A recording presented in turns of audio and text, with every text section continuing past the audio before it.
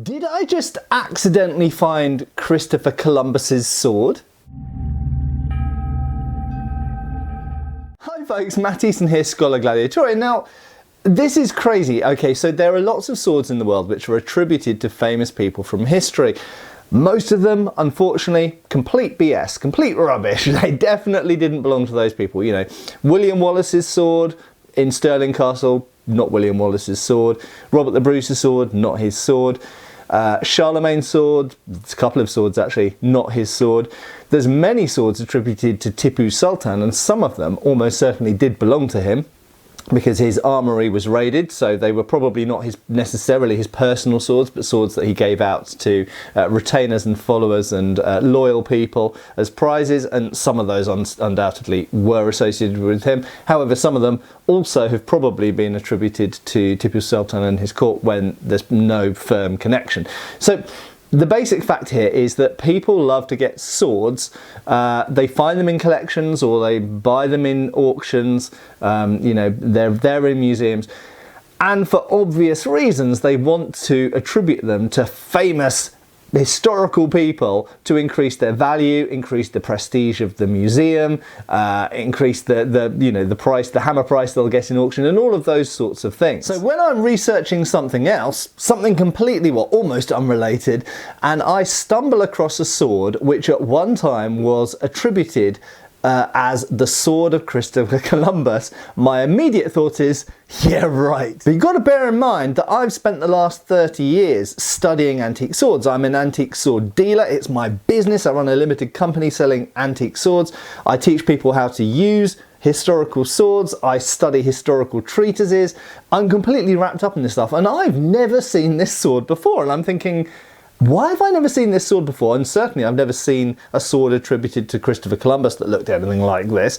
So what the hell is this? And it's in a really, really prominent collection. In fact, it's in no less than the Royal Collections Trust of the British royal family. And it was a sword that was given to George IV, King George IV, previously the Prince Regent, therefore in the Georgian era.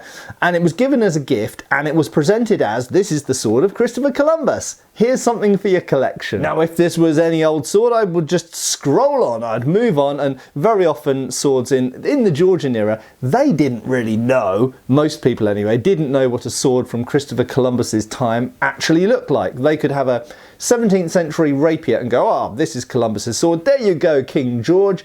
Enjoy this and hang it on the wall in Windsor Castle or Sandringham or wherever you want to stick it, and you know, have fun with that. And you can tell all of your visitors this was Christopher Columbus's sword. And very often now, with the knowledge that we have and the research that we've done, we look at it and go, yeah, well, that's not Columbus's sword because it's from a different period and it's the wrong kind of thing.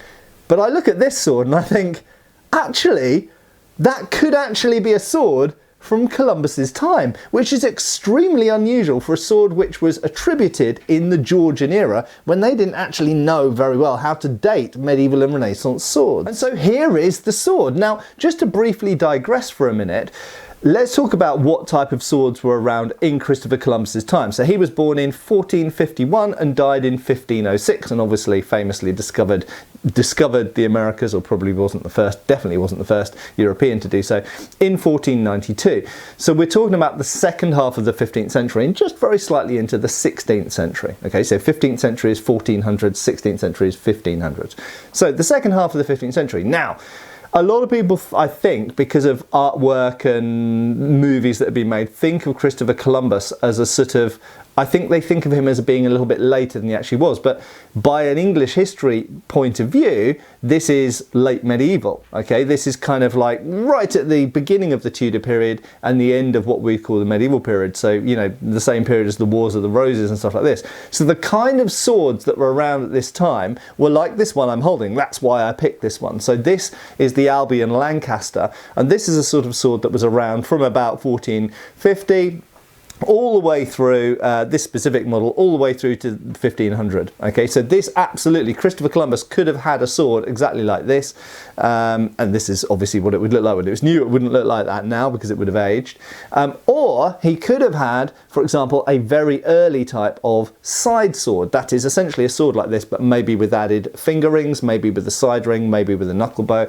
He might have had something like a hanger or a falchion, or indeed he could have had a longsword or a two-handed sword, because they were very popular, particularly with Italians and Germans and various other nationalities, Swiss and such like, and Spanish, at this time. So here is the sword, just looking at it, and the overall size of it is 138 centimetres and the blade length is 100 centimetres. So it's like a big longsword, a short two-handed sword.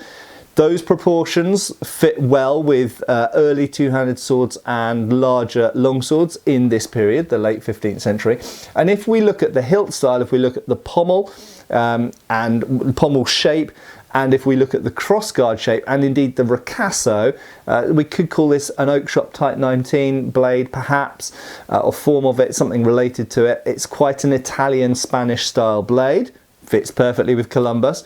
The crossguard's just simple and straight. That's pretty much, you get crossguards like that right the way across Europe, everywhere from England to Italy, Spain to Poland. And equally that pommel is a type we find very commonly in Italy, Spain and France, and England to some extent. English pommels at this time are often ball shaped, but you'd also find this to some degree in places like Switzerland and the German states as well. So fairly common type of pommel found on two-handed swords. So just as me, as an antique arms dealer and expert, if you want to call me that, looking at the form of this sword, I could happily place this at the end of the 15th century. In other words, exactly at the right time for this to have been a sword which did belong to Christopher Columbus. Now, the description here on the Royal Collections Trust website says a bastard fencing sword. Now, I'm going to jump ahead a bit in their text to explain why they've identified it as a fencing sword, what we might call a fetischwert, and they have said because it's blunt pointed and blunt edged. Now, my interpretation looking at the photos is it's been blunted for some reason. It's had the point filed or ground off, and it's had the edges ground. If you look at the cross section of the blade, it is what we call a flattened diamond section blade, intended to be edged. If we look at fencing swords from this period, so-called fetischwert or paratschwert, they don't look like this. They have a flared schilt. They're usually, not always, but they're usually flat cross-section with completely blunted and squared or rounded edges. They're not just like a sharp sword that's been blunted. Not to say that sharp swords weren't sometimes blunted and used for, drill or practice. They were. But this isn't, I wouldn't describe this if I was writing an auction catalogue, and I have been working in the auction business myself. If this came up for auction and I was writing the description, I would not describe this as a fencing sword. It's a blunted sword. It's just a normal sword, two-handed sword. So it says, a bastard fencing sword with a black patinated ferrous crossguard, iron in other words, and pommel and a later grip. Grips are often replaced on old swords, although I'd have to see it in person myself to verify whether it is in fact replaced. It may or may not be. Plain straight double-edged blade, edged, of flat diamond section, so therefore probably not a fencing sword. The edges and point blunted. Well, that could be done at any time. One face of ricasso cut with diagonals decoration. Nationality uncertain. Looking at it, I would say Italian or Spanish from looking at it like this. When presented in 1828, fancifully said to have belonged to Christopher Columbus. Well, who's to say? It may actually. What's amazing is in 1828, you look at any antiquarian books, in 1828, most people had no idea what a sword from the late 15th century, they couldn't tell the difference between a 13th century sword and a 16th century sword. But this is actually the correct period. Although the phrase bastard sword probably originally referred to any sword of unusual form or size, that's wrong. I would rewrite this. It's now generally used for a sword larger than a normal but smaller than a two-handed sword. Yes, that's the general modern usage for bastard sword, and it's probably also what period bastard sword term meant, even though it's a fairly rare term. Anyway, that's a tangent. Presented to George IV by Sir Thomas Dyer in 1828. Recorded in the armoury at Carlton House, with the note that it was presented in recollection of the 12th of August 1793 and said to be the sword of Christopher Columbus, who lived 1451 to 1506. Thomas Richard Swinnerton Dyer, who lived 1770 to 1838, was twice sent on missions to the Spanish nationalists. So the implication is that he brought this back from Spain. Okay, so therefore this is probably what the Spanish would call a montante. It's an early form of montante, two-handed sword, which were very popular in the Iberian Peninsula, Spain and Portugal, and of course Columbus was working for the Spanish crown. His father was the groom of the bedchamber to George IV when Prince of Wales. It's not known what event on 12th of August 1793 was being commemorated. I don't know either, and that's not important for this video. Now, I found another picture of this sword, and actually if we go to this lovely, old picture of the sword, and there's a whole bunch of other very interesting swords here from the Royal Collection, we can see a full-length picture of this sword, and it is just purely an early form of Iberian montante. Circa, I would date it, circa 1480 to 1500. That would be my dating based on what I can see from the form of the crossguard, the pommel, the ricasso and the blade. It doesn't to me look like the slightly later type of montante that date to about 1520 usually and thereafter. So this type of simplified montante is, in my opinion, an early Iberian montante and exactly corresponds to the lifespan of Christopher Columbus. So, to conclude, is this sword the sword of Christopher Columbus? We'll never know. However, I genuinely think it actually has, and bear in mind Christopher Columbus probably, as a wealthy man, owned several swords, and this montante is not the sort of sword that he'd walk around wearing. He'd walk around wearing something like this or an early side sword, or even a falchion. If he wore a sword at all, he might just walk around wearing a dagger or a large knife.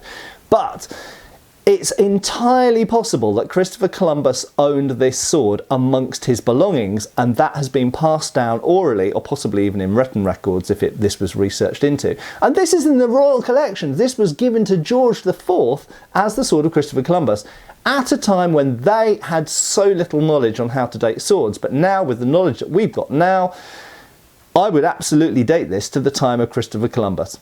So there we go. It might be the sword of Christopher Columbus, and as far as I know, it is lying unloved, unnoticed, unrecorded and unappreciated, or at least underappreciated, in the Royal Collections Trust at the moment. There we go.